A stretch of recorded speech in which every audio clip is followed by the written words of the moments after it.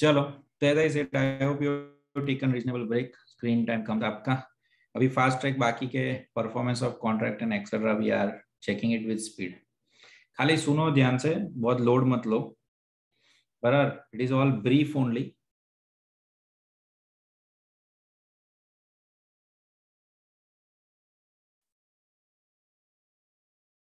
Performance of contract,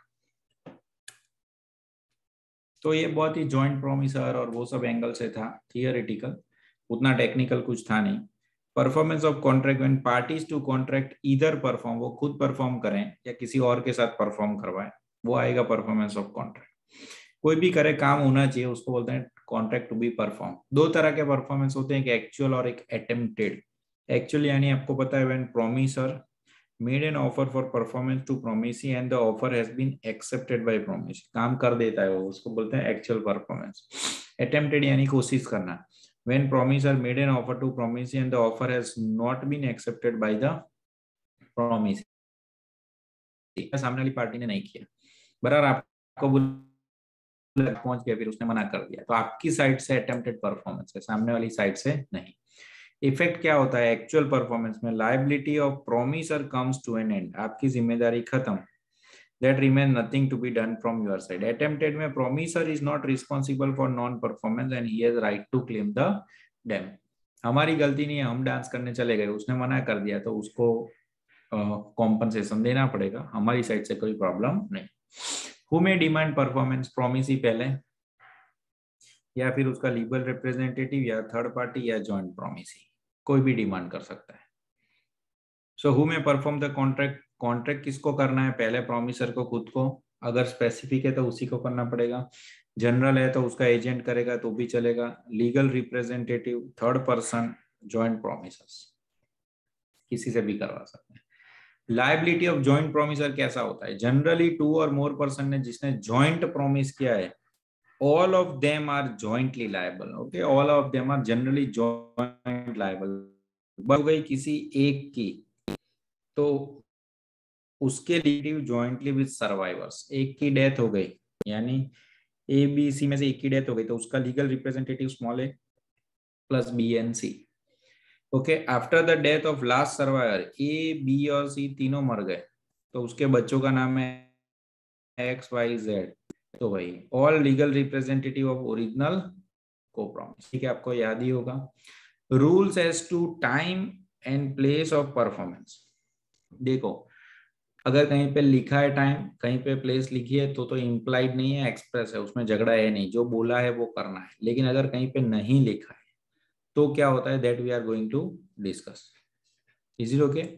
so in that case what we are going to, time अगर specify नहीं किया है तो कुछ भी टाइम नहीं होता, रीजनेबल टाइम होता है. टाइम स्पेसिफाई किया है but promise to be perform within its application, so usual business hours, office time. Time specified but promise is to perform on promise application. सामने वाले के कहने, प्रॉमिस को बोलना पड़ेगा कि कौन से टाइम पे हमारे वहां गुड्स दे के जाओ. ये स्पेसिफाइड नहीं किया है तो जनरली कुछ नहीं पता करता है, तो आपको जहां पे आपने कॉन्ट्रैक्ट किया था, जहां पे आपने अपॉइंट किया था, डिस्कशन किया था, वही आपका प्लेस डिसाइड हो जाएगा.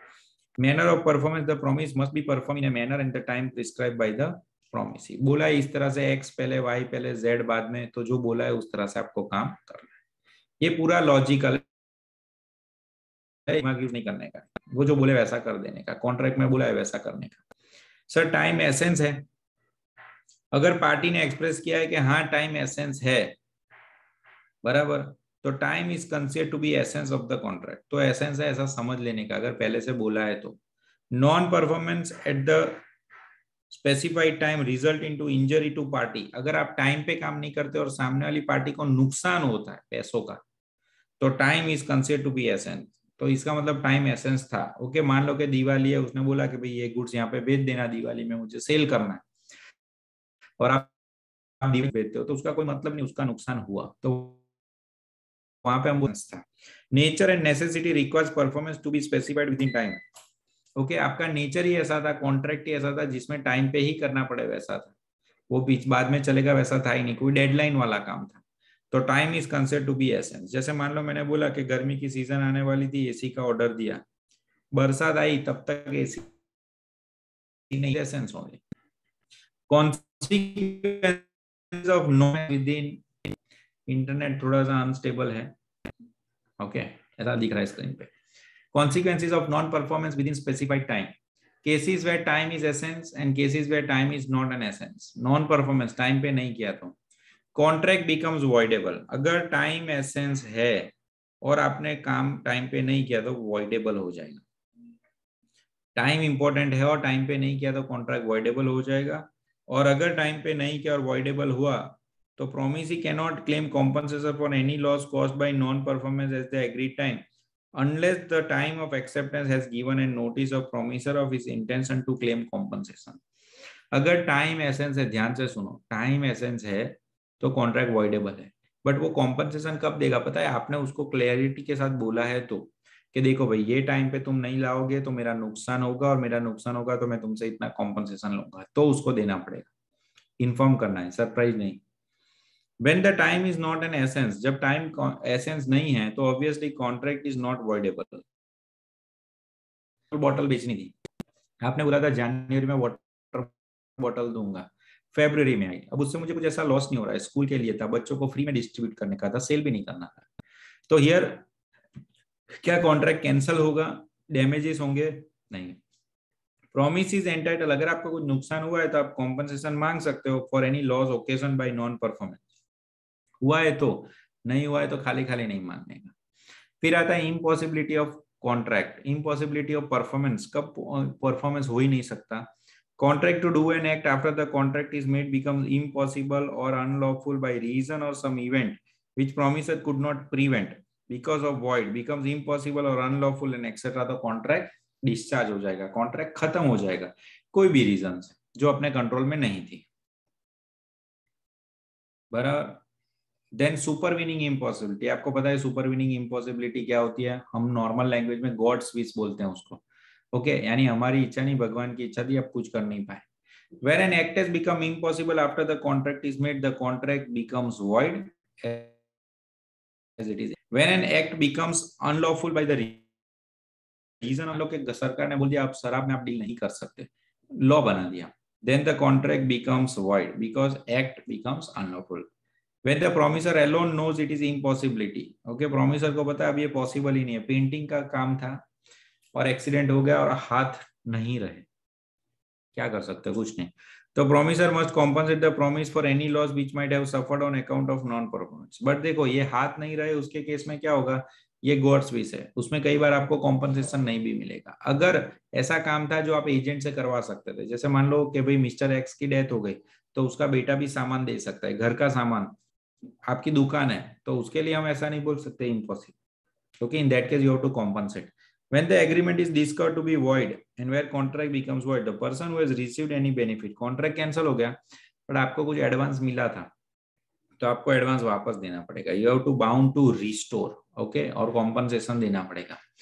कॉन्ट्रैक्ट कितनी तरह से खत्म होते हैं, कितनी तरह से खत्म होते हैं, डिस्चार्ज कितनी तरह से होता है, तो सबसे परफॉर्मेंस काम करके कॉन्ट्रैक्ट खत्म करते हैं, म्यूचुअल करना है काम, इम्पॉसिबल हो गया इसीलिए कैंसिल हुआ, लैप्स ऑफ टाइम हो गया, काम खत्म, टाइम था वो टाइम फ्रेम खत्म हो गई, लॉ ने खुद ही डिस्चार्ज कर दिया कॉन्ट्रैक्ट, या कॉन्ट्रैक्ट टूट गया इसीलिए कॉन्ट्रैक्ट खत्म। ब्रीच ऑफ कॉन्ट्रैक्ट यानी क्या? Breach of contract occurs if party refuses या fails to perform his part of contract and makes it impossible to perform, कोई भी रीजन से आप मना कर रहे हो या नहीं हो रहा है, इम्पॉसिबल सिचुएशन हो गई, कॉन्ट्रैक्ट नहीं हो रहा है, तो it is breach of contract.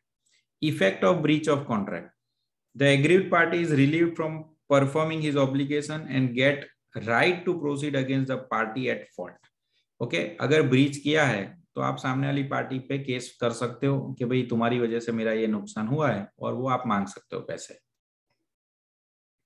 Breach किस तरह से होता है? एक एंटीसिपेटरी ब्रीच होता है, एक एक्चुअल ब्रीच होता है। एंटीसिपेटरी आपको पता होगा कि टाइम से पहले, breach occurring before time fix, यानी 25 तारीख को प्रोग्राम था, 25/12 को, और 15/12 को यानी 25 दिसंबर को प्रोग्राम था, 15 दिसंबर को बोलता है सॉरी मैं नहीं कर सकता, वो ब्रीच है। और 25 को जो शेड्यूल डेट थी 25/12 को वो बोलता है सॉरी ये नहीं कर सकते, उसको एक्चुअल ब्रीच बोलते हैं।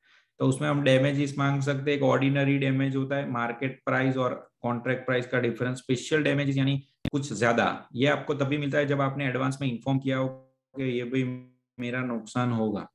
मुझे कहीं पे बुला रहे हैं, 4 घंटे बिठा के रखा, मैं कुछ डैमेज नहीं मांग सकता, बट मैं उनको बोलता हूँ कि भाई देखो मैं 1 घंटे के 2,000 रुपये लेता हूँ, तुम बुला रहे हो तो यूटिलाइज कर लेना, अगर मैं बैठा रहा ना 4 घंटे तो भी मैं पैसे तो लूंगा, तो उनको पैसे देने पड़ेंगे। उसको स्पेशल डैमेजेस बोलते हैं। लेकिन मैंने इन्फॉर्म नहीं किया है तो वो क्या सोचेंगे कि बैठे तो रहे सर, पढ़ाया कहाँ, किस चीज के पैसे।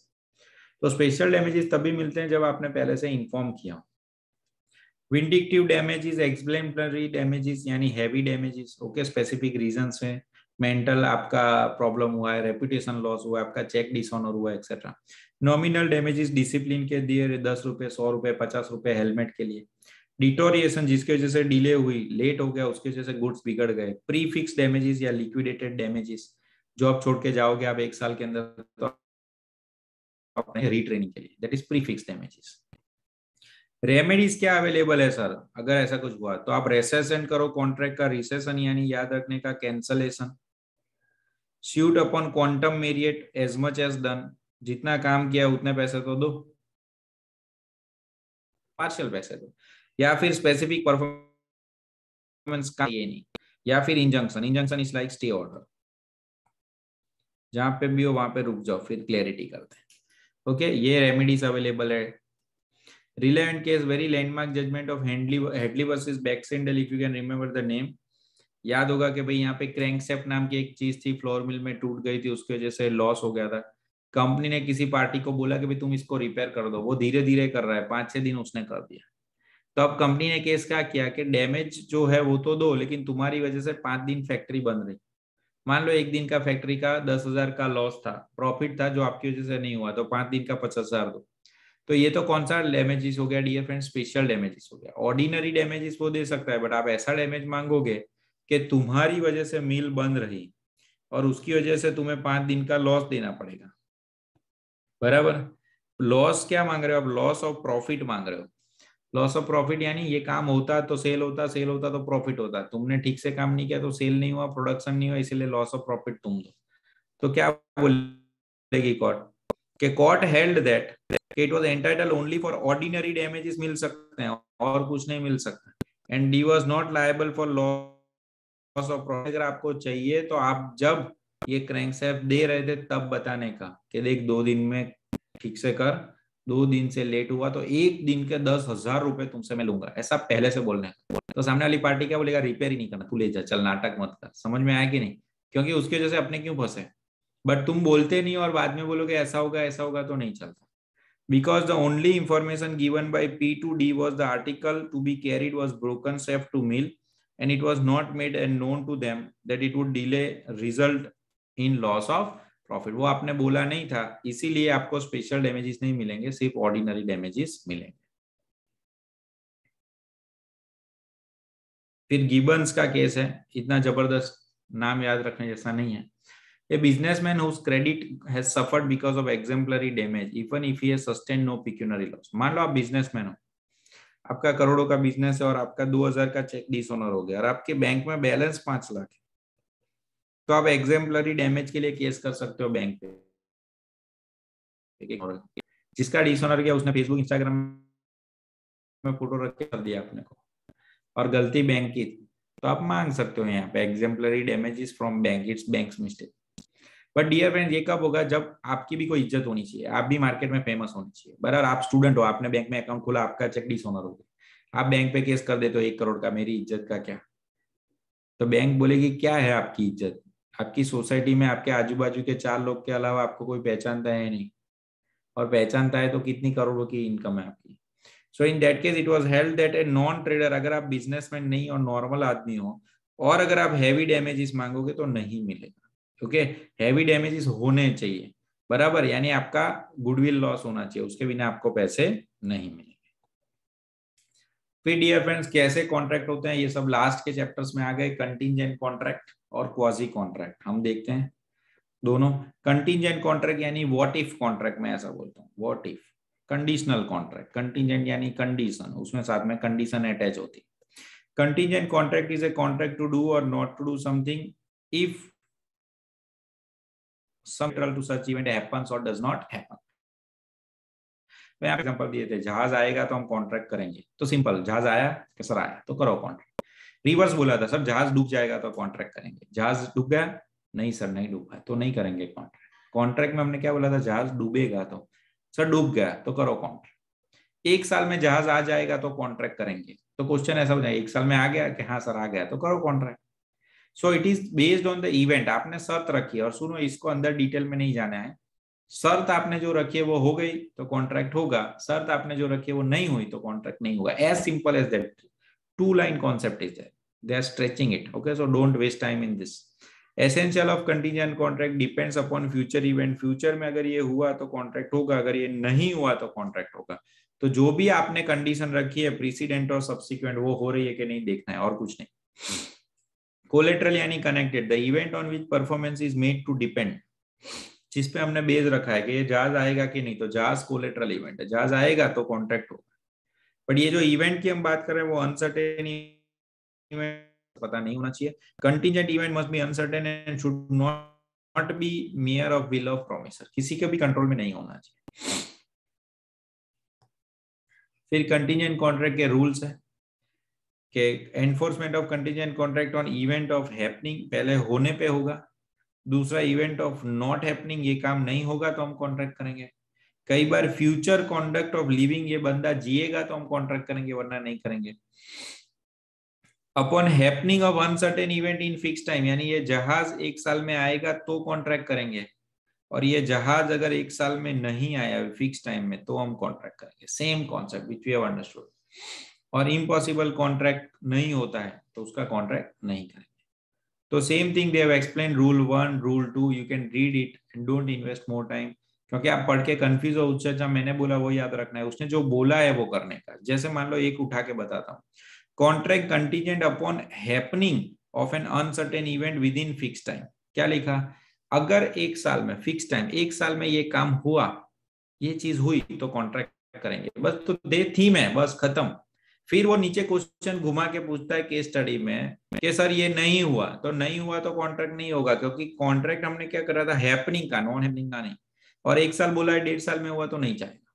सो such type of contract becomes void. ये कॉन्ट्रैक्ट कब वॉइड होगा, before expiry of fix time if such event does not happen, क्योंकि हमारा कॉन्ट्रैक्ट हैपनिंग का था और वो हो नहीं रहा है तो कॉन्ट्रैक्ट कैंसिल होगा। अगर हैपन हो गया तो होगा। और सच इवेंट बिकम्स इम्पॉसिबल, अब वो इम्पॉसिबल है, तो इम्पॉसिबल है तो भी हैपनिंग कैसे होगा, तो कॉन्ट्रैक्ट वॉइड हो जाएगा। यानी logic lies in very simple line, जो बोला है वैसा हुआ तो कॉन्ट्रैक्ट होगा, जो बोला है वैसा नहीं हुआ तो कॉन्ट्रैक्ट नहीं होगा। Okay, so that are 6 point. Quasi contract क्या होता है, क्वाजी कॉन्ट्रैक्ट यानी वो कॉन्ट्रैक्ट जो आपको करना नहीं था, it is imposed by law.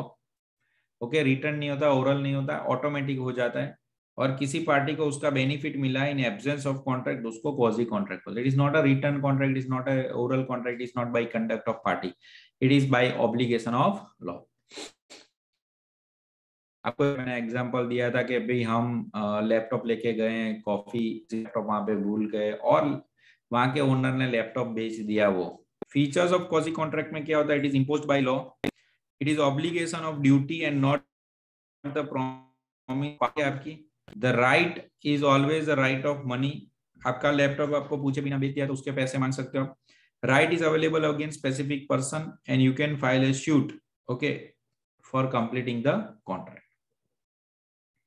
उसके सब एग्जांपल मैं पढ़ रहा हूँ क्योंकि क्वाजी कॉन्ट्रैक्ट मेरे हिसाब से थोड़ा सा इंपॉर्टेंट है। ओके, क्वाजी कॉन्ट्रैक्ट में सब वैलिड कॉन्ट्रैक्ट होते हैं, essential of formation of valid, contingent में भी होते हैं। It is imposed by law but contingent is created by party. Quasi contract में आप नेसेसरीज आपने सप्लाई किए इनकेपेबल पर्सन को तो उससे पैसे ले सकते हो। Right to recover money paid from another person, किसी को आपने बेनिफिट दिए हैं, फ्री नहीं देना था, उसके पैसे वापस ले सकते हो। फाइंडर ऑफ लॉस्ट गुड्स, आपको गुड्स मिले तो उसके पैसे ले सकते हो। ओके, अगर फिर ओरिजिनल ओनर आ गया तो किसी को डरा धमका के आपने पैसे लिए तो आपको वापस करने पड़ेंगे। क्वाजी कॉन्ट्रैक्ट यानी आपको कॉन्ट्रैक्ट करना नहीं था, अंडर प्रेशर किया। I repeat again and again. Claims of supplies to person incapable of contracting, minor को, बूढ़े लोगों को आपने खाना दिया तो आप पैसे मांग सकते हो। सर उसके पास पैसे नहीं है, उसकी प्रॉपर्टी से मांग सकते हो। सर उसके पास प्रॉपर्टी भी नहीं है तो मत मांगो, कुछ नहीं है, खत्म। देने से पहले ध्यान रखना चाहिए। Okay. Right to recover money paid for another person. Okay, आपने किसी और को पैसे दिए हैं, आप घर पे रह रहे थे और आपने डिपॉजिट पे किया है, और फिर कोई रीजन से आपको घर में नहीं जाने दिया क्योंकि टैक्स पे नहीं था, फिर आपने टैक्स पे किया, तो वो आप ओनर से रिकवर कर सकते हो, क्योंकि रेंटेड वाले पर्सन को रेंट देने का होता है, टैक्स नहीं। ओके, अगर डिसाइड किया है तो depends on the contract. Quasi contract का एग्जांपल, इसके एग्जांपल दिए हैं, ये खाली बुलेट पॉइंट्स। ओके, आएगा नेक्स्ट पेज पे सब एग्जांपल्स आएंगे। Okay, finder of loss goods के पास पावर है, आपको डरा धमका के किसी ने गुड्स लिए तो उसको पैसे वापस देने पड़ेंगे आपको, quasi contract, same concept.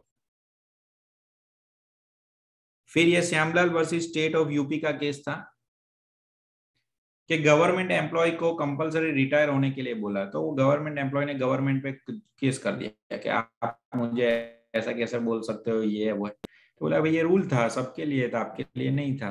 But उसने केस किया तो गवर्नमेंट को उसको वापस लाना पड़ा, इंजंक्शन करके लेके तो आए, बट उसको कुछ काम वाम दिया नहीं, काम था नहीं, इसीलिए निकाला था उसको। फिर फिर गवर्नमेंट भी अपील में चली गई कि भाई हमारे पास काम नहीं है तो हम सैलरी कैसे दें। तो अपील जब गई आगे, तो it was decided in favour of government, government के फेवर में डिसीजन आया।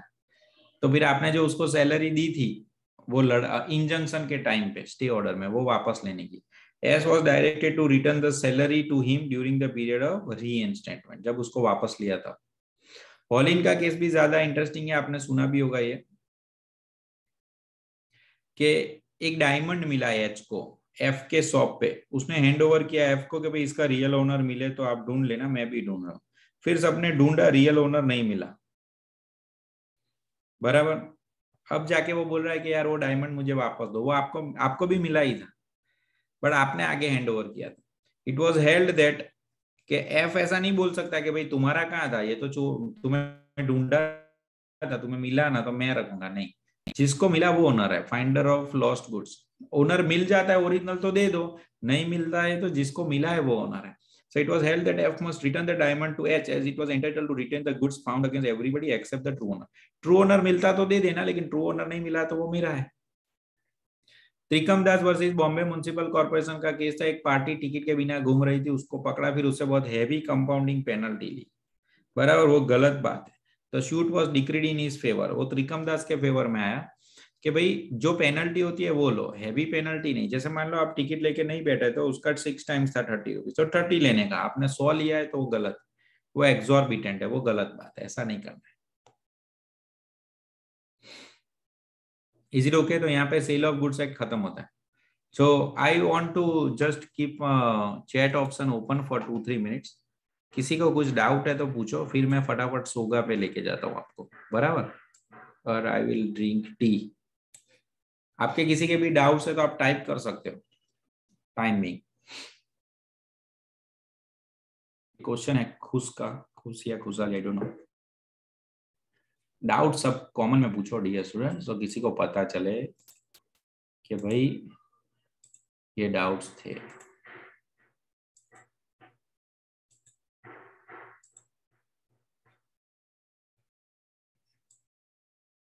Sir basic rule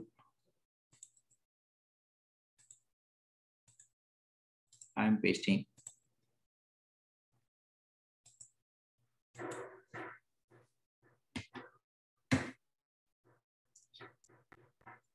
Question is the basic must perform exactly what promised to perform.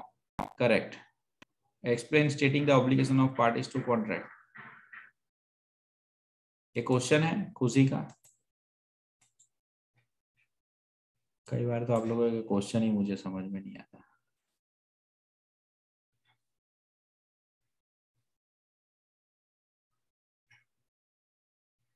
बराबर है ना ये क्वेश्चन, इसका आंसर क्या होगा ऐसा?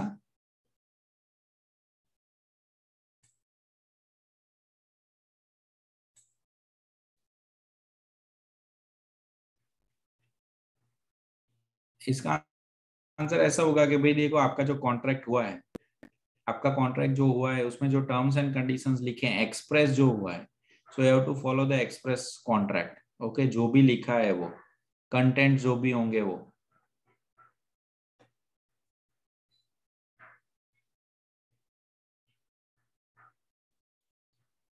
कंटिजेंट कॉन्ट्रैक्ट का पार्ट ऑफ क्वेश्चन नहीं है वो जनरल क्वेश्चन है। कितने मार्क्स का था? Replying to Faizan, sir what is difference between wagering and contingent? See contingent contract क्या होता है? कंटिजेंट लीगल कॉन्ट्रैक्ट है सबसे पहले। कंटिजेंट रिस्क कम करने के लिए, जैसे मान लो इंश्योरेंस का कॉन्ट्रैक्ट, वो कंटिजेंट है कि भाई अगर आपकी गाड़ी का एक्सीडेंट हुआ तो इंश्योरेंस कंपनी पैसे देगी, नहीं हुआ तो नहीं देगी। तो कंटिजेंट वैलिड कॉन्ट्रैक्ट है, सेफ्टी के लिए है, लोगों के अच्छे के लिए है, अपने आप को रिस्क कम करने के लिए है। और वेजरिंग जो है वो तो जुआ ही है, तो जुआ तो वैलिड ही नहीं है, वो तो इलीगल ही है, वॉइड ही है।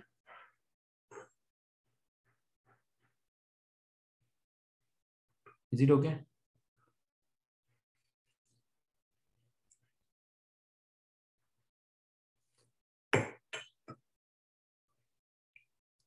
और क्या चल रहा है पढ़ाई में?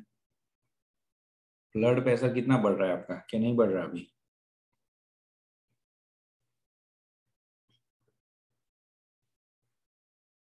खुशी, वो क्वेश्चन तुम्हारा था वो कितने मार्क का था? वो कौन से एग्जाम में पूछा था? आई डोंट नो, थोड़ा क्लैरिटी वाला होना चाहिए।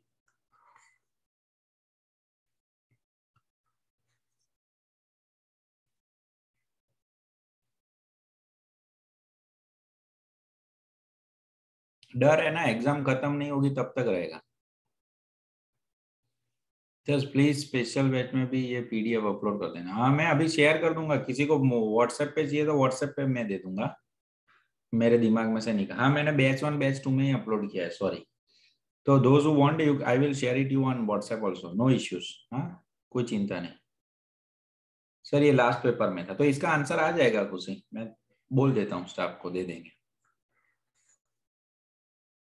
4 मार्क्स में तो ये बेसिक क्वेश्चन होगा कि एग्जैक्टली यानी क्या होता है। एक्सप्रेस कॉन्ट्रैक्ट में क्या होता है कि मान लो आपने मुझसे ऐसा स्पेसिफिक कॉन्ट्रैक्ट किया है कि भाई मुझे घर बनाना है, बट सीमेंट आपको अंबुजा सीमेंट ही यूज करना है, लोहे आपको टाटा स्टील्स के यूज करना है। होता है हमने जो कॉन्ट्रैक्ट किया है एक्सप्रेस, तो फिर आपको उसको एग्जैक्टली फॉलो करना पड़ेगा, फिर आप आगे पीछे करोगे तो नहीं चलेगा। स्पेसिफिक किया है तो स्पेसिफिक जाना पड़ेगा।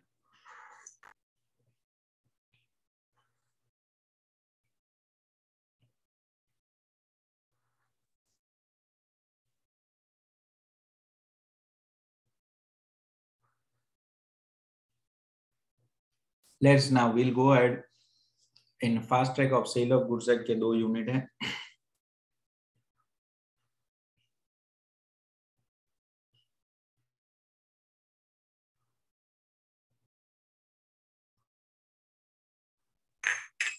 एक बेसिक चीज आपको बताता हूँ कि सेल ऑफ गुड्स एक्ट है ना, it was applicable to entire India excluding J and K. याद है आपको? अभी इंस्टीट्यूट ने थोड़ा सा रिवाइज किया है मॉड्यूल, क्योंकि वो आर्टिकल 370 हटा दिया ना, तो अब उन्होंने ऐसा लिखना शुरू किया है कि भाई now this act is applicable to entire India. तो वो लाइन आप लोग कहीं पे अब लिखना मत, ओके? कहीं पे भी। Hope you are getting it, okay? Sale of goods act 1930 में हम आगे बढ़ते हैं।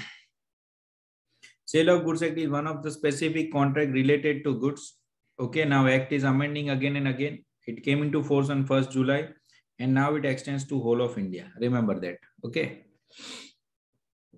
Sir, anticipatory breach is breach of contract occurring before time fixed for performance has arrived. Discuss, sir. This question was asked for 7 marks, but content is of half page. नहीं नहीं, anticipatory breach कैसे half page होगा? Anticipatory breach is big concept only, उसमें आप सब लिख सकते हो, ब्रीच के साथ डैमेजेस भी सब लिख सकते हो ना, types of damages can be also part of. उसमें कितना सारा लॉस हो सकता है। You can write down 2 pages anticipatory breach. और कई बार 7 मार्क्स ज्यादा होते हैं, एग्जाम में ऐसा नहीं होगा। एग्जाम में आपको ऐसे क्वेश्चन मिलेंगे जो लेंदी होंगे। फॉर्मेशन ऑफ कॉन्ट्रैक्ट की बात करते हैं तो डियर फ्रेंड, सेल के लिए क्या होना चाहिए? एग्रीमेंट किसके बीच में? बायर और सेलर के बीच में। प्रॉपर्टी ट्रांसफर करते हैं, इमीडिएट ट्रांसफर करते हैं उसको सेल, फ्यूचर में ट्रांसफर करते हैं उसको एग्रीमेंट टू सेल। गुड्स देने हैं आपको, जो एग्जिस्टिंग गुड्स, फ्यूचर गुड्स और कंटिंजेंट गुड्स हो सकते हैं। एग्जिस्टिंग में स्पेसिफिक गुड्स, अनएसर्टेन स्टेज है और एसर्टेन प्राइस होना चाहिए और वैलिड कॉन्ट्रैक्ट होना चाहिए। प्राइस मनी में ही चाहिए, काइंड में नहीं चाहिए। तो पूरा कॉन्ट्रैक्ट ऑफ सेल बहुत अच्छे तरीके से चार्ट में बताया है। एग्रीमेंट होना चाहिए, प्रॉपर्टी अभी जाएगी या फ्यूचर में। गुड्स तीन तरह के होते हैं उसमें, existing, future and contingent. Existing के तीन, स्पेसिफाइड, अनएसर्टेन, एसर्टेन। प्राइस होना चाहिए टाइप, काइंड में नहीं, पैसे होने चाहिए। Essential of valid contract. Buyer is the person, buy seller is the person who sells और एग्रीज टू सेल। गुड्स की सेक्शन याद रख सकते हो तो याद रखना, section 2 sub section 7, every kind of movable property other than actionable claim in money, stock, shares, growing crops, grass, things attached to forming part of land which is agreed to be served before or at the time of contract. Goods means includes tangible, intangible goods. Actionable claim यानी वो जिस पे अभी कोई action लेना पड़ेगा आपको अगर क्लेम चाहिए तो। डेट हो गया, debt is not movable property and goods, किसी से पैसे लेने। Actionable claim. Classification of goods में ये आपको क्लियरली पता है, एग्जिस्टिंग, फ्यूचर, कंटिंजेंट। कंटिंजेंट हो भी सकता है, नहीं भी हो सकता है। फ्यूचर फ्यूचर का है बट होगा। एग्जिस्टिंग के अंदर तीन category. Specification, class of goods. Existing goods are existing at the time of contract और it is owned at the time of contract. Type of existing goods में स्पेसिफिक गुड्स क्या होता है, जब आप लेने जाते हो तो आइडेंटिफाइड एंड एग्रीड, ये वर्ड पे मैंने आपको फोकस करने के लिए बोला है। The goods are which are identified and agreed at the time of contract. Galaxy, Samsung phone, IFB, washing machine, etcetera etcetera, जो बहुत क्लियर होता है। ओके, जो बहुत क्लियरली विजिबल होता है। फिर मैंने अप्लाई करवाया है goods which are not specifically identified as certain. इसमें identified, not identified as certain the time of making. Maruti car, B contracts to buy a car but which car we don't know. तो मैंने कई बार बोला है uncertain goods आप खरीद नहीं सकते क्योंकि आपको पता ही नहीं है कि कौन सा खरीदेंगे।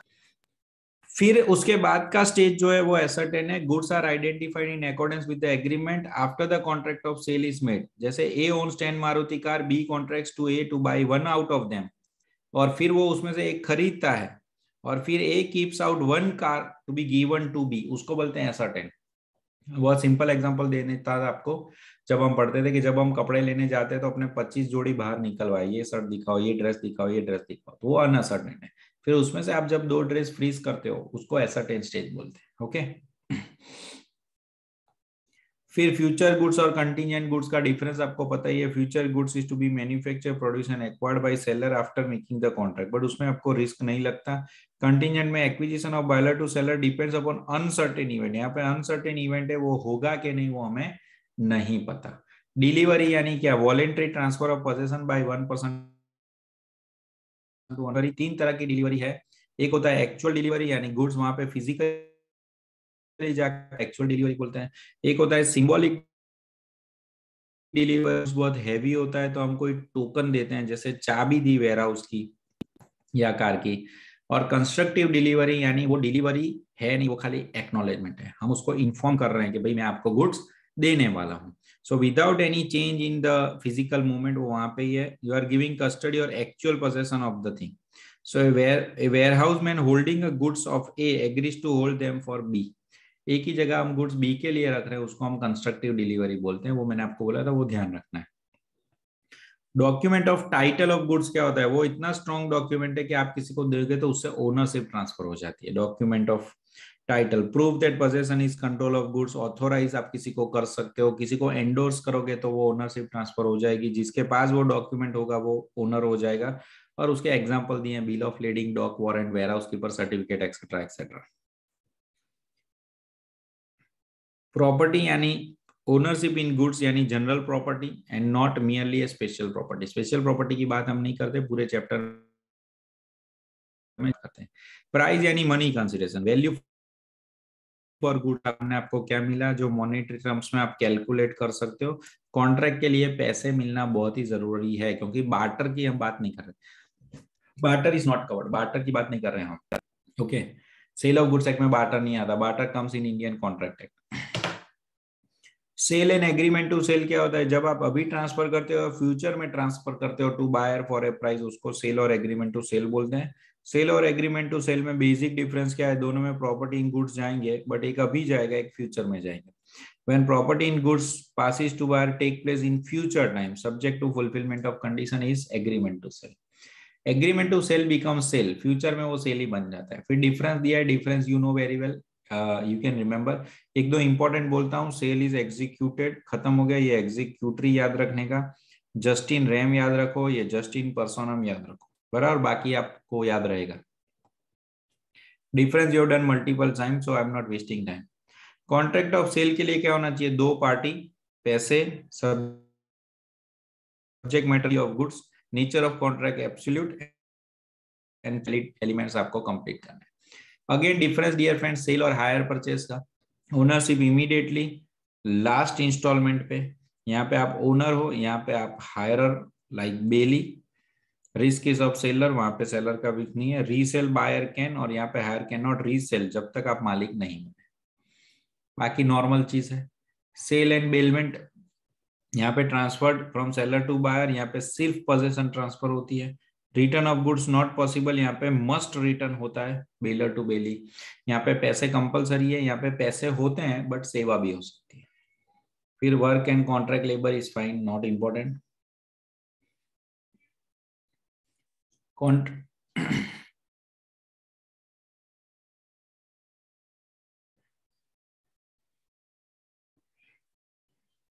Procedure for conduct of contract of cell.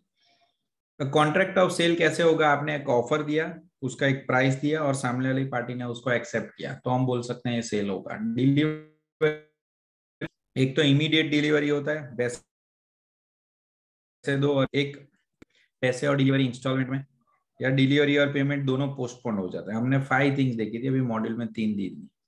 Mode of entering into a contract, contract किस तरह से हो सकता है? राइटिंग से, ओरल से, कॉम्बिनेशन से, या कंडक्ट ऑफ पार्टीज से, इस तरह से हो सकता है। Subject matter of contract of sale, आप एग्जिस्टिंग गुड्स, फ्यूचर गुड्स सब कर सकते हो, बराबर, कॉन्ट्रैक्ट सब कर सकते हो, बट फ्यूचर गुड्स फ्यूचर के लिए होगा, अभी नहीं।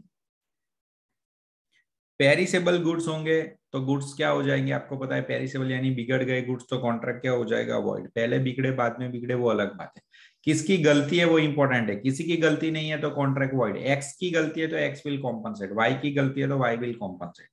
That all discussion is done over here. Ascertainment of price, price कौन फिक्स करेगा? अगर कॉन्ट्रैक्ट में लिखा है तो बेस्ट, नहीं लिखा है तो बोलो कौन करेगा? मिस्टर ए करेगा तो ए डिसाइड करेगा। ए नहीं करता है तो कॉन्ट्रैक्ट कैंसिल हो जाएगा।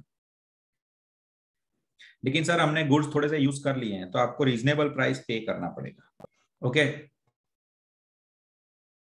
Cell at valuation, when there is agreement to that price is fixed by valuation of third party. Okay, यानी आशीष और महेश ने फिक्स किया है कि भाई जो पुष्पेंद्र सर बोलेंगे वो प्राइस फिक्स, तो मैं जो बोलूंगा वो प्राइस फिक्स, आप चेंज नहीं कर सकते। बट मान लो मैं बिजी हूं और मैं वैल्यूएशन नहीं कर सकता, तो कॉन्ट्रैक्ट कैंसिल हो जाएगा। लेकिन आप लोगों ने गुड्स एक दूसरे को यूज करने के लिए दे दिया था, थोड़ा गुड्स यूज भी कर लिया था, तो आपको रीजनेबल प्राइस पे करना पड़ेगा। मान लो आप में से किसी ने मेरे साथ रात को चाय पी है कि सर आप मेरा प्राइस ये बोलना वो बोलना, यानी हमने क्या किया है? वैल्यूएशन को मैनिपुलेट करने की कोशिश की है।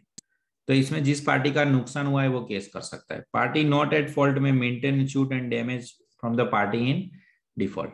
एग्जाम्पल दिया है, P is having 2 bikes, he agrees to sell both of bikes to S at fixed price which will be fixed by Q. He gives delivery of one bike immediately, Q refuses to fix price. As such, P asks S to return the bike already delivered while S claims for delivery of second bike too. दोनों में झगड़ा हो रहा है। In the given case, buyer आपने bike ली है, उसका रीजनेबल देने का as regards to second bike avoided, क्योंकि थर्ड पार्टी प्राइस फिक्स नहीं कर पा रहे। बट जो गुड्स आपने यूज कर लिए उसके लिए आपको पैसे देने पड़ेंगे। Stipulation as to time of payment, dear friends याद है टाइम ऑफ पेमेंट, अगर आप नहीं भी लिखते हो तो भी पैसे तो देने ही है। टाइम ऑफ पेमेंट नहीं लिखते, it is not deemed to be essence unless the contract of term states. Time of payment नहीं लिखा है कि भाई कब पैसे देने हैं, 10 दिन बाद, 20 दिन बाद, अरे नहीं लिखा है तो भी पैसे तो देने ही है। वो थोड़ा कोई ऐसी इंपॉर्टेंट नहीं लिखा है तो नहीं देंगे, वो तो देना ही है। But stipulation as to time of delivery is usually essence of contract. But delivery कब करना है ना, वो हमेशा एसेंस है, हमेशा। आप लेट डिलीवर करोगे तो पर्पस फेल हो जाता है। ओके, लेकिन ऐसा नहीं कि डिलीवरी के बारे में बोला नहीं तो आप हम थोड़े देंगे, 1 साल बाद देंगे, आपको बोलना चाहिए नहीं भाई, वो तो लॉजिकल है। बर्थडे के लिए आपने बोला संडे को केक चाहिए, फिर आप ऐसा बोलोगे कि भाई आपने बोला नहीं लेने कब आएंगे इसलिए हमने नहीं बनाया, ऐसा थोड़ा होता है। टाइम इंपॉर्टेंट है, वहां पे पेमेंट तो करने का ही है। Conditions and warranty, you know very well what is it is a both are stipulation, it is stipulation to main purpose, it is purpose। यहाँ पे कॉन्ट्रैक्ट कैंसिल होगा तो कॉन्ट्रैक्ट, यहाँ पे गड़बड़ हुई तो कॉन्ट्रैक्ट कैंसिल, यहाँ पे कॉन्ट्रैक्ट कैंसिल होगा तो आप डैमेजेस मांग सकते हो, कॉन्ट्रैक्ट कैंसिल नहीं होगा। Condition and warranty difference very much important. Waiver of condition, हम कब कंडीशन जाने देंगे, वॉलेंटरी हम बोलते हैं नहीं करना है जाने दो, कंडीशन को ट्रीट करेंगे वारंटी, यानी रिप्लेस की जगह हम रिपेयर करा देंगे। कंपलसरी वेवर कब होगा, जब सेवरल नहीं है, कॉन्ट्रैक्ट आप तोड़ ही नहीं सकते, मर्ज कॉन्ट्रैक्ट है। और कंडीशंस लॉ ने बोला कि जाने दो, लॉ ने बोला कि नहीं कंडीशंस नहीं कर सकते, यानी आपको वारंटी में ही जाना पड़ेगा, हम रिप्लेस नहीं कर सकते, लॉ चेंज हो गया। अब मान लो 12 महीने बाद फ्यूचर में ऐसा आया कि भाई 2 व्हीलर जो है वो फ्लैक्स इंजन वाले आने वाले हैं, पॉल्यूशन ना हो उसके लिए कंपलसरी 1 आध साल के बाद, आइदर बायोफ्यूल और either petrol with zero pollution. तो उसके बाद कोई कुछ कर ही नहीं पाएगा, जो गाड़ी रिसेंटली बिकी होगी आप बोलोगे उसको रिप्लेस करके दो, नहीं करके देंगे, वो लॉ चेंज हो गया, अब आपको वो पुराना इंजन बनाने की परमिशन। वारंटी और कंडीशन एक्सप्रेस भी हो सकती है, इंप्लाइड भी हो सकती है। एक्सप्रेस यानी दोनों पार्टी ने बैठ के जो डिसाइड किया है वो एक्सप्रेस, इंप्लाइड यानी जो लॉ ने डिसाइड किया है, आपने एक्सप्रेस कुछ नहीं किया, लॉ ने बोला ऐसा करना है। एक्सप्रेस हम पढ़ते ही नहीं, क्योंकि एक्सप्रेस में जो लिखा है वो करना है, हम पढ़ते हैं इंप्लाइड। इंप्लाइड कंडीशन में condition as to title, okay, owner can sell his goods, sample के हिसाब से गुड्स होना चाहिए, fitness for quality purpose, wholesomeness, eatable item अच्छी होनी चाहिए, डिस्क्रिप्शन से हिसाब से नहीं होगा तो कॉन्ट्रैक्ट कैंसल, डिस्क्रिप्शन और सैंपल दोनों बोला है तो दोनों फुलफिल होना चाहिए, और merchantability, good should be of saleable quality. Condition as to title only owner can transfer the goods, इसके एग्जांपल दिख रहा हूं तो आपको केस स्टडी भी क्लियर हो जाएंगे। ओके, तो आपको क्लियर रहेगा। A purchase tractor from B who has no title, आपने किसी से ट्रैक्टर लिया लेकिन वो मालिक नहीं था। After 2 months true owner spotted the tractor और उसने ट्रैक्टर वापस मांगा, तो it was held that A was bound to hand over and A could sue B the seller without. आप केस कर सकते हो इंटरनल, बट मालिक जो होगा वो तो गुड्स लेके जाएगा, क्यों, क्योंकि only owner can cell the goods. फिर सेकंड केस है डिस्क्रिप्शन, जो आपने डिस्क्रिप्शन दिया उस हिसाब से गुड्स होने चाहिए, इट शुड कॉरस्पॉन्ड, ये वर्ड लिखने का, it should correspond with the description, तो आप कॉन्ट्रैक्ट कैंसिल करो। A ship was contracted to sold copper fashion vessel, आपने बोला कॉपर फैशन वेसल चाहिए, but actually it was only fashion, आपको पूरा चाहिए, उसने पार्सनल दिया। Held good does not correspond to description, आपने बोला था वैसा नहीं था इसलिए कॉन्ट्रैक्ट वापस दो और you can claim the damages. Sale by sample, sample आपका बल्क के साथ मैच होना चाहिए, आपको रीजनेबल अपॉर्चुनिटी चेक करने की मिलनी चाहिए और लेटेंट डिफेक्ट नहीं होनी चाहिए, आंखों से दिखे नहीं वैसा एरर नहीं होना चाहिए, एरर चाहिए तो वो आप चेंज करके दो। Okay, a company sold certain shoes which is made by special sole by sample of French army. Okay, आपने बोला ये आर्मी के लिए चाहिए, ऐसा स्पेसिफिक सोल यूज होना चाहिए, ऐसा एक्सेस, तो आपने सैंपल दिया। Shoes were found to be contain paper not discoverable by ordinary inspection and held the buyer was entitled to refund। आपने पैक करके दिए, देख से हम ठीक से देख नहीं पाए और हमें चाहिए वैसे शूज नहीं है तो कॉन्ट्रैक्ट कैंसिल। जब आपने बोला है सैंपल और डिस्क्रिप्शन दोनों होना चाहिए तो दोनों मैच होना चाहिए, एक नहीं चलेगा, दोनों दोनों both. A agreed with B to sell certain oil described as refined sunflower oil warranted only equal to sample, आप बोला होना चाहिए और सनफ्लावर ऑयल रिफाइन होना चाहिए, combination. The good standard were equal to sample, sample जैसा था but it content the mixture of hemp oil, तो सनफ्लावर ऑयल नहीं था वो मिक्सचर था, तो बी ने बोला नहीं चलेगा कि सर लेकिन आपने बोला वैसा सैंपल जैसा, तो है सैंपल नहीं, मैंने दोनों बोला था। क्वालिटी एंड फिटनेस पर्पस के लिए फिट होना चाहिए। A bought set of false teeth, बराबर फिट होने चाहिए ना पर्पस के लिए। आपने गए डेंटिस्ट के पास बोला मुझे नकली दांत चाहिए, उसने नकली दांत बना दिए, अब आपके मुंह में वो फिट नहीं हो रहा है, तो बोलेगा पैसे दे दो, फिट नहीं हो रहा, मेरा प्रॉब्लम है। अरे भाई फिट नहीं हो रहे तो किस चीज के पैसे? ये तो टेलर मेड प्रोडक्ट था ना, मैं पैसे ही क्यों दूं अगर दांत फिट नहीं हो रहे? तो it should be fit for buyers person ना, क्वालिटी और फिटनेस के लिए जिस चीज के लिए बनाया वो तो होना चाहिए। But the set was not fit in S mouth, A rejected the set of teeth and claimed the refund of price, पैसे वापस दो। मान लो उसने एडवांस लिए तो वापस मांग लेने। It was held that A was entitled to do so as only purpose for which he wanted to set teeth was not fulfilled. Condition as to merchantability, stable condition. Okay. Velvet cloth from sea and found it to be damaged by white ants. Black velvet cloth और उसमें white ant से damage किया, क्या मतलब? White ant तो दिखने भी चाहिए. It was held that merchantable quality was broken. Wholesomeness आपको याद होगा, एल्सबरी डेयरी का केस था फूड के लिए। A supplied F with milk. Milk contained some typhoid germs. F wife consumed the milk and infected and died. It was held that the breach of condition as to fitness and A was liable for the damages. Implied warranty चार चीज के लिए दी। Undisturbed possession, आपका possession disturb नहीं होना चाहिए। Non existent of encumbrance, charge वाली चीज, आपने कोई चीज लोन पे ली है उसको बेचना नहीं है। फिटनेस और ट्रेड पर्पस के लिए होना चाहिए, और डेंजर नेचर ऑफ गुड्स में आपको डील नहीं करना है। चार इंप्लाइड वारंटी थी, चारों के एग्जांपल बता देता हूं। A purchase second hand typewriter which is happen to be stolen, नहीं चलेगा, स्टोलन है तो वो वापस चला जाएगा। लोन वाली चीज आप नहीं बेच सकते। एक्स सेल से car with by why against a loan, it is charge asset, आप नहीं बेच सकते।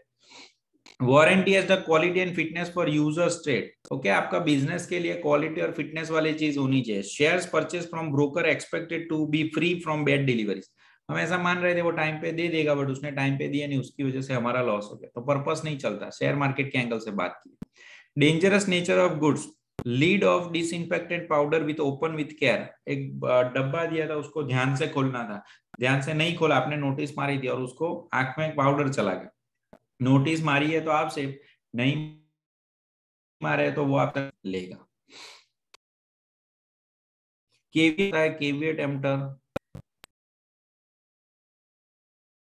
caveat emptor means let the buyer beware. Let the buyer beware means it is a duty of buyer to examine goods thoroughly before he buys. आप खरीदने से पहले check करो। आप हर बार ऐसा नहीं बोल सकते सेलर की गलती है, आपकी भी कोई जिम्मेदारी है कि नहीं। A purchased horse from B. A needed horse for riding, but he did not mention the fact to B. आपको घोड़ा ऊपर बैठ के घोड़सवारी के लिए चाहिए, बट वो जो घोड़ा था वो घोड़सवारी के लिए नहीं है, वो कैरेज के लिए, वो अलग तरीके से ट्रेन हुआ है धीरे धीरे चलने के, वो दौड़ेगा नहीं, बट आपने उसको बोला नहीं, तो उसको कैसा सपना आएगा? आपको किस पर्पस के लिए चाहिए, आपको क्लैरिटी करनी चाहिए ना। तो यहाँ पे caveat emptor rule applies here, so he can neither reject the horse compensation. आपको लेने से पहले पर्पस क्लियर कर, सेलर को थोड़ा सपना आता है हर बार, ओके, तो that is caveat emptor. And conditions when doctrine is not attracted, कम हम ऐसा बोल सकते हैं ये डॉक्ट्रिन एप्लीकेबल नहीं है। Buyer as made known to seller, हमने सेलर को बोल दिया था मुझे ये पर्पस के लिए चाहिए, हमने सेलर की स्किल पे सब जजमेंट पे डाल दिया था। And seller's business is to supply goods as per description, तो हम बोल सकते हैं यहाँ पे हमारी गलती नहीं है, सेलर की गलती है। And what is exception to doctrine of caveat emptor, buyer responsible नहीं है और सेलर रिस्पॉन्सिबल। जब फिटनेस पर पर्पस गुड्स नहीं है, तो पेटेंट ब्रांड नेम है, तो सोल्ड एज पर डिस्क्रिप्शन है, मर्चेंटेबल क्वालिटी है, सेल बाय सैंपल है, trade usage and etcetera, in this all things seller is responsible. Okay, यहाँ पे इतना तक है रिवीजन। अगर मुझे मिल जाता है बाकी का portion, then also I will guide. Implied warranty में चार चीजें जो हमने देखा,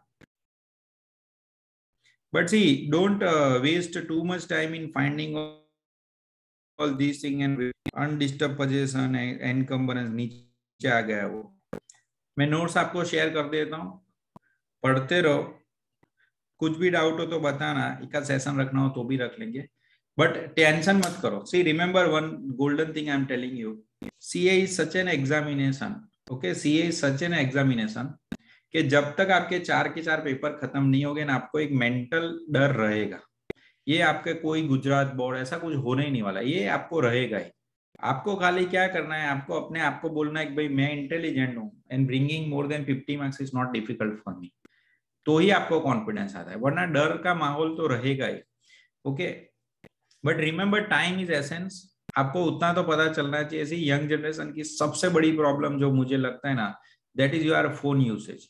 remember, if you can not control your phone, you will be very much upset when you, if say in case if you miss out for 5 marks 6 marks।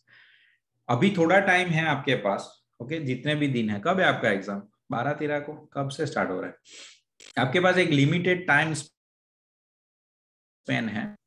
So say we can say you have 12 days। Okay, तो ऐसा बोलता हूँ कि अगर आप रोज 8 से 10 घंटे पढ़ते हो ना, 120 घंटे पढ़ते हो ना, ओके, सो इतना सारा अच्छे से कवरेज हो जाएगा ना, आपका कुछ बाकी नहीं रहेगा।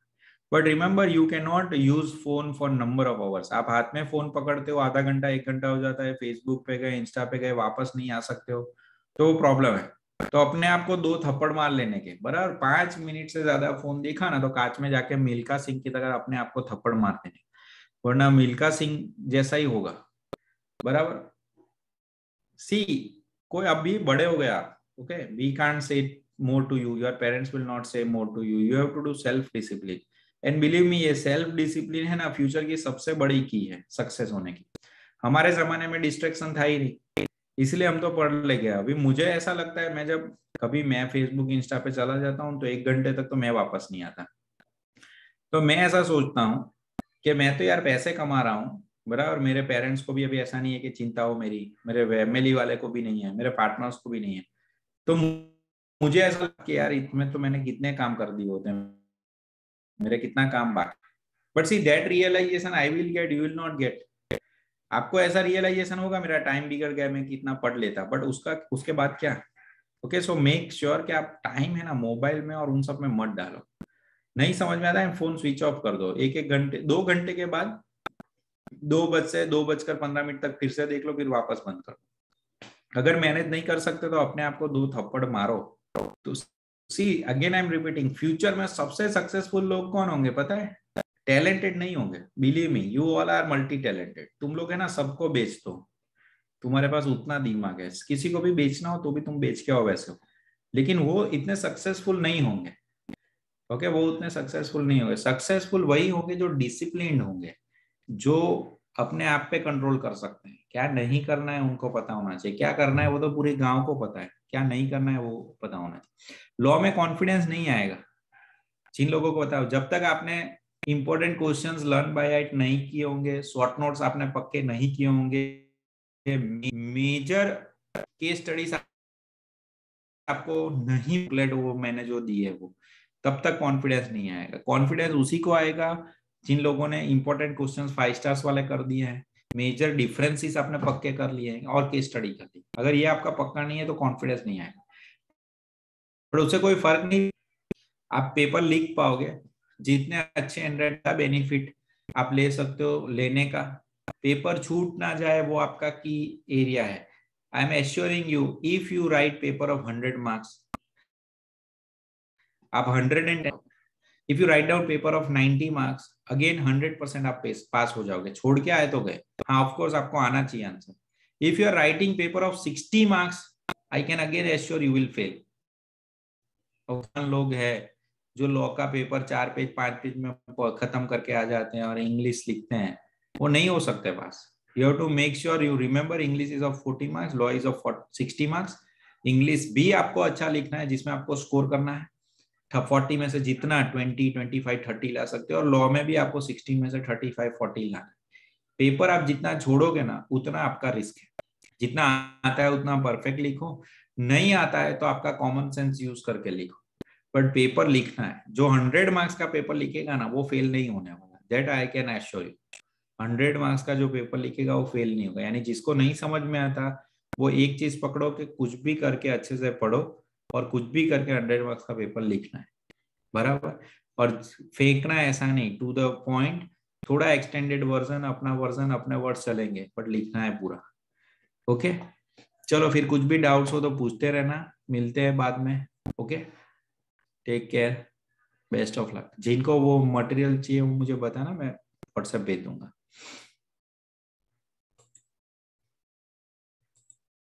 बाय।